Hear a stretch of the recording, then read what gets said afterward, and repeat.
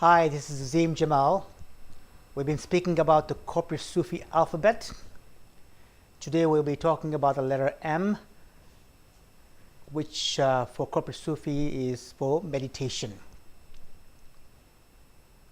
In the business world, you might wonder, what has meditation got to do with business? Many CEOs across the world now spend some time meditating, whether it's 10 minutes, 20 minutes, half hour.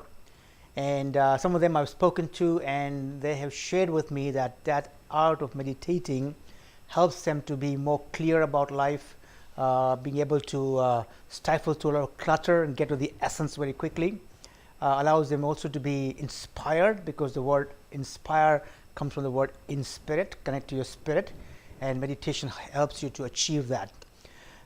In today's world, we are so bombarded with so much information, whether it's a website, whether it's the internet, whether it's the amount of documents that we go through, that there's a lot of clutter in our life. There's a lot of information that confuses us, stresses us out.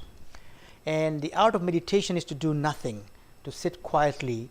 And the more you do that, the more you're able to become more peaceful, more clear, and are able to then differentiate between what is really important and what is just urgent but not really important. In the personal life, whether it's in your charity work or your family, meditation makes you more calmer, more relaxed, more peaceful, and you're much more fun to be around, because you're not so frustrated, you're not so unhappy, you're not so caught up with a lot of activities. In my personal life, when I go back, I was not a good kid in terms of school. I failed most of my exams, and my change happened when I went from Tanzania, where I was born, to Kenya. At the age of 18, I started to meditate in the morning, 1 hour from 4 to 5 a.m. And when I look back in my life, since I started doing that, my life had a significant shift to the positive side. I got the best result in the history of the college in ACCA in England. I did my Chartered Financial Planning degree. I did my CGA degree in Canada, and my success started to happen.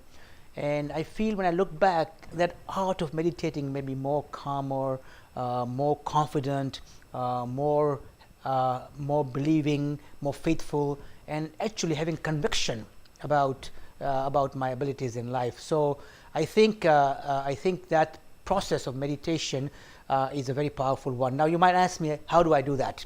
Some people complain that I sit down for meditation, but lots and lots of thoughts come to me and I get really confused. So how do I get rid of all these thoughts? And I'm not prescribing any particular method or faith-based approach. I'm only saying to you is that the less you fight your thoughts, the more powerful your meditation. Imagine a feather in the river. What does the feather do in the river? It floats. So you float, let thoughts come, let thoughts go, let thoughts come. That's meditation. If you cling to a thought, that's thinking. So don't cling to a thought, let thoughts come and go. And you might find that the space between each thought is where the power lies. And you only need a small split second where you connect. And that connection can be so powerful to make you sometimes get breakthrough ideas, sometimes create a kind of a moment that changes your whole perspective about life. And so I strongly encourage people to practice this art and not be too caught up with the rules and regulations, but just quiet. Maybe early morning is a good time because it's less noisy. If you do meditation at 12 noon or 2 p.m., there's a lot of noise around you and it's very hard to be quiet. So early morning is one approach. The other approach is to be in your nature, trees, birds, water, because nature is inherently quiet. And when you're around that environment, you feel quiet as well. And to me, that's one of the most powerful ways to create the harmony of business, of balance, and of beyond.